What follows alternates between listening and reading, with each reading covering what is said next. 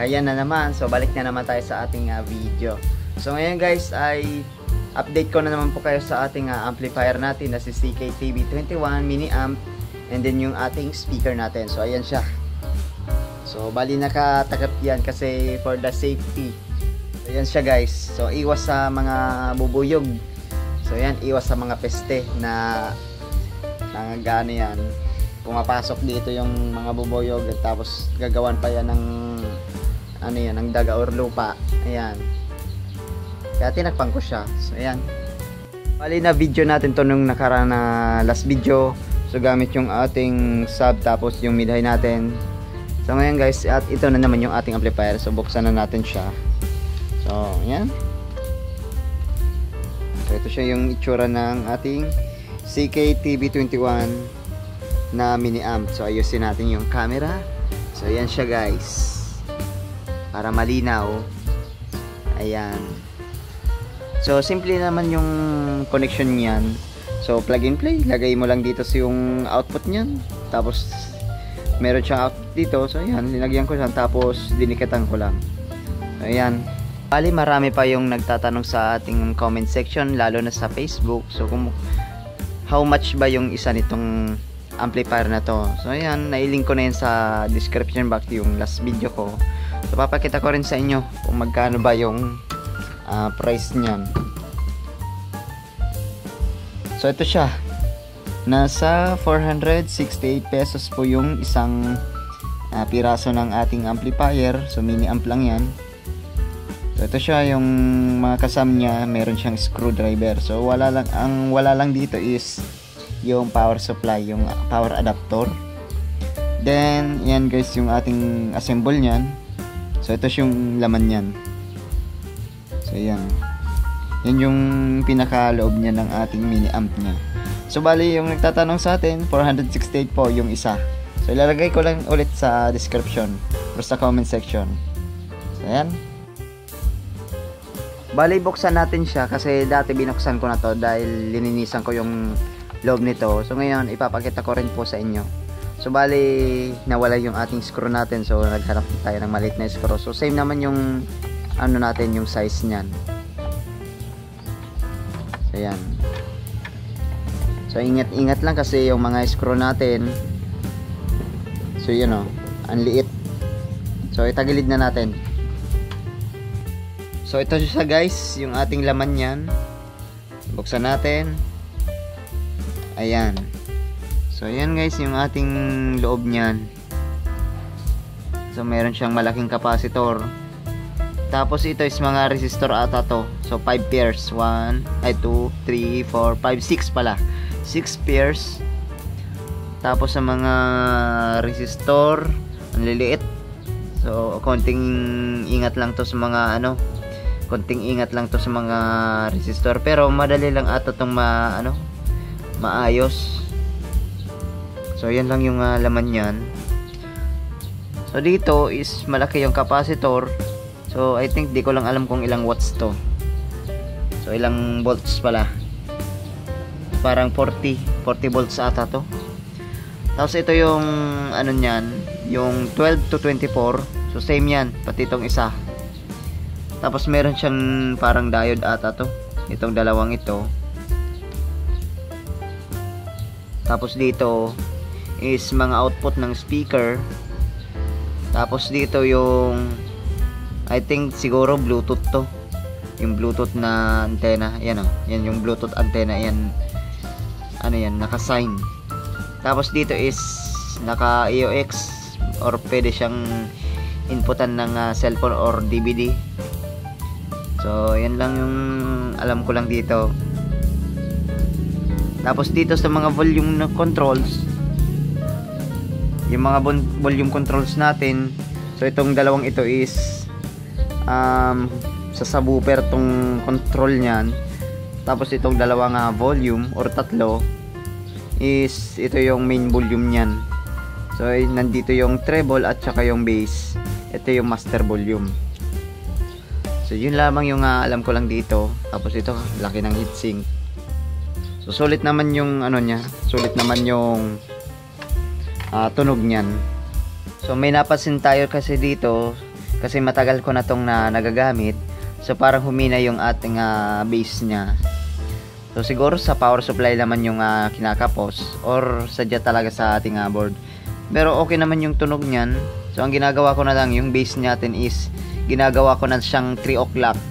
Tapos yung treble is naka-same lang sa 1 o'clock. Then hindi na tayo gumagamit ng subwoofer kasi parang hindi kinakaya ng amplifier natin gamit itong speaker na sub. So kailangan natin maghanap ng subwoofer. Siguro mga 200 watts pwede na. Yung 200 watts na gamit lang yung mga subwoofer. So yan lamang po yung ating loob niyan. So ngayon guys, naibalik na natin sa dati. So naitakip na natin. So buhatin natin siya. Then pakita ko rin sa inyo yung ating speaker natin. So bali na i-open ko na to last video. So ngayon ibubuksan natin. So ipapakita ko rin ulit sa inyo.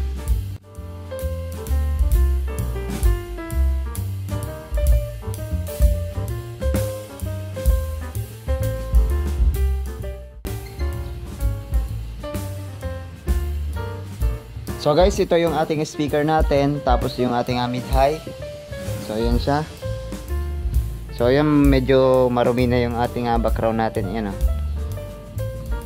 Tapos ito yung tweeter natin. Ito po sa speaker natin. So yung laman niyan is ito. So medyo marumi na siya. So ito yung pangalan niyang speaker natin. Malaysia. So yan o. So I think crown yung nakalagay dito. So linagyan na to ng double magnet. So yan. Yun yung itsura niyan. So bali dinikatan to ng isang magnet dito. So bali crown yung nakalaman nito. Then ito yung tweeter. So buksan natin ulit. So medyo mahirapan yung pagbukas nito Oops. So ito yung crown tweeter. So yan. Bali matagal na to. So yung watts niyan is 100 to 180 watts lang yung ano natin. Yung frequency is 1 kHz or 11 kHz to 20. Tapos dito po sa crown, so I think 100 watts naman to. Yung ano natin, yung ohms. So parang hindi ko na siya makita. Parang 6 ohms ata to. So yan, I think kalimutan ko na yan. Balik sa tunog kasi nito is napakaganda ng tunog niyan. Kasi parang linagyan to ng ano, parang in-upgrade ng isang magnet. So bali dual magnet na yung itsura niyan. So ayan.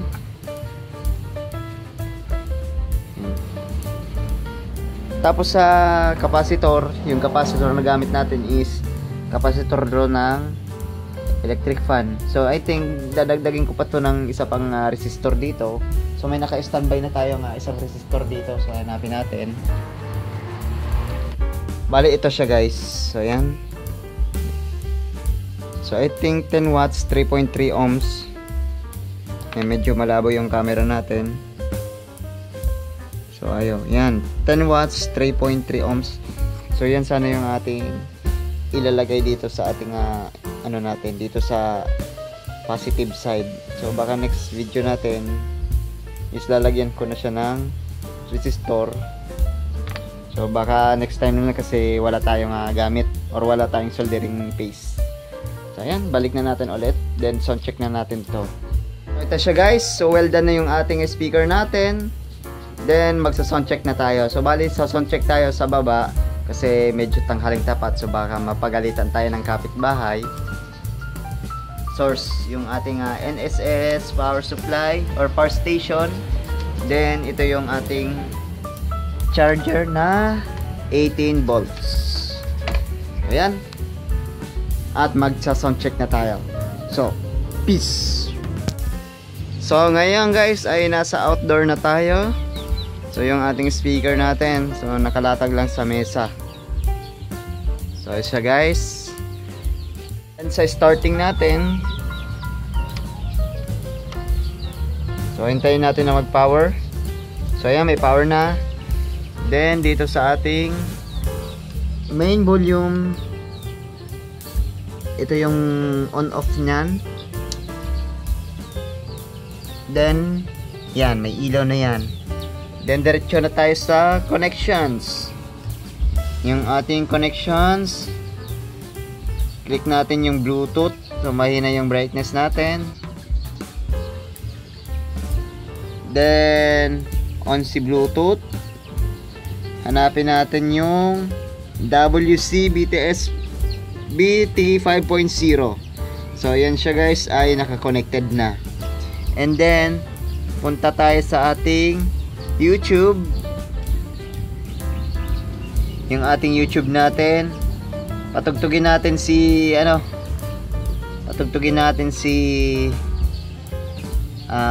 Idana. Papatugtog tayo ng Idana. So hindi to copyright ata. So ito yung battle mix natin. Hintayin natin kasi mahina yung internet. Ayan, volume. Naka-okay na yung volume. Then dito sa ating master volume,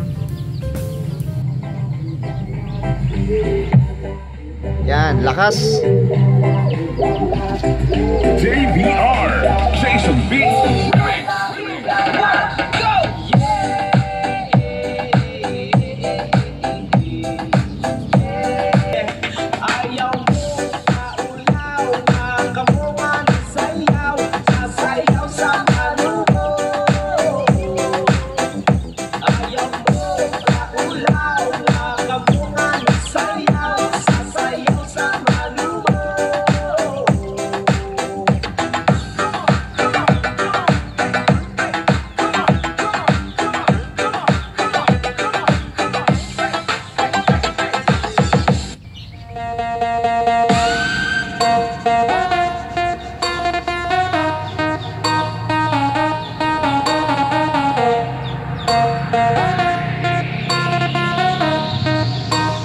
Testing Abby kung okay man.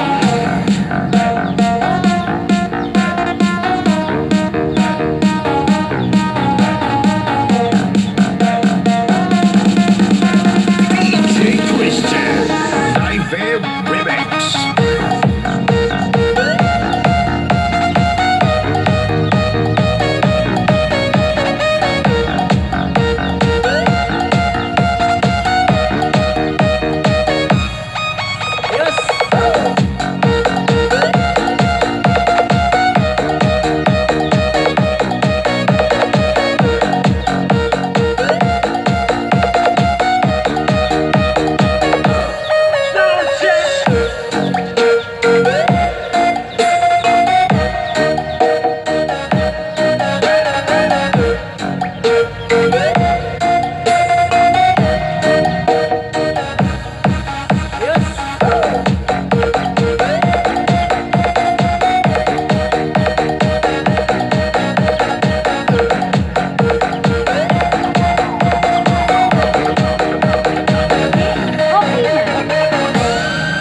You gotta lick it. You gotta lick it. You gotta lick it.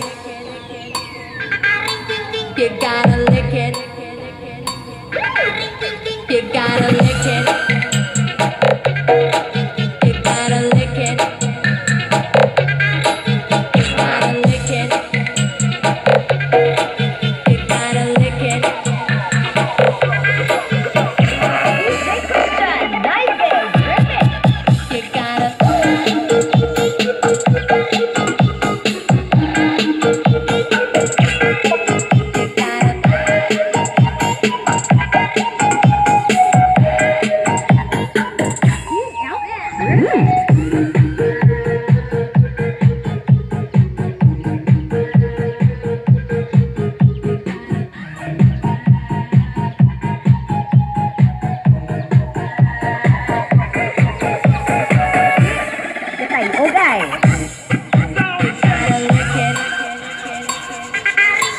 You gotta lick it. You gotta lick it. You gotta lick it. You gotta lick it. You gotta lick it. You gotta lick it. You gotta lick it. You gotta lick it.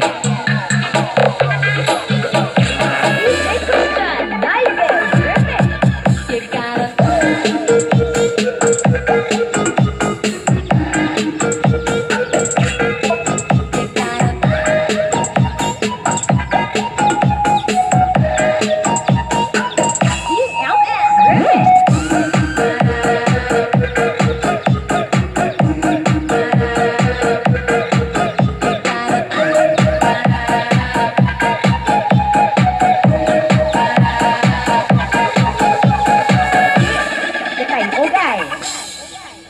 So ngayon guys, ayos yung tunog niyan. So ayan. So pang thumbnail na naman. So ngayon dito na tayo magtatapos ng ating video. So napakasulit pa rin yung ating tunog niyan. So ayan.